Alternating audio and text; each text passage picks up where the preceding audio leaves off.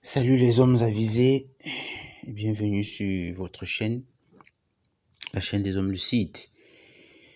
Nous allons parler d'un peu de politique aujourd'hui. Et vous savez, le Cameroun vibre depuis le 12 octobre et même avant, parce qu'il y a eu le processus préélectoral. Le Cameroun vibre donc au rythme des élections présidentielles. Et ça fait bouger le pays, ça clive le pays entre partisans du régime sortant et partisans des oppositions, parce que il n'y a pas une opposition mais des oppositions. On soupçonne même certains d'être des opposants. On soupçonne certains opposants d'être des opposants à l'opposition, donc de rouler pour le régime en place. Voilà. Bon, l'élection globalement qui s'est tenue le 12 octobre s'est assez bien passée, dans le calme, ainsi qu'a pu le constater le président sortant, son excellence M. Paul Biya. Mais depuis que les opérations de dépouillement des votes ont commencé, il y a des troubles dans le pays. Et chacun y va de son petit mot,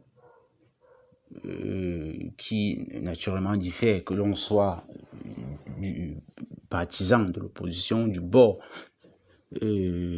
pro-changement, disons-le ainsi, ou alors qu'on soit de ceux qui souhaitent le maintien du régime en place, la continuité. Voilà. Et déjà, pour rappel, ces élections-là, elles mettent en face de Paul Biya, 92 ans, bientôt 93.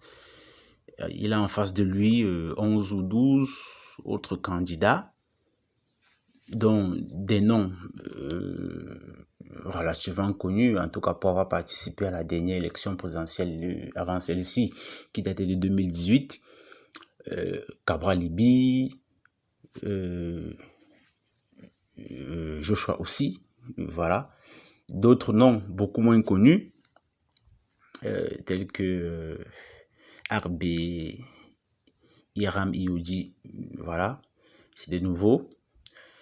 Le grand absent, celui qu'on a jusqu'à très récemment considéré comme le grand absent de cette échéance électorale, c'est bien évidemment le professeur Maurice Kamto, dont la candidature n'avait pas été retenue par le Conseil constitutionnel.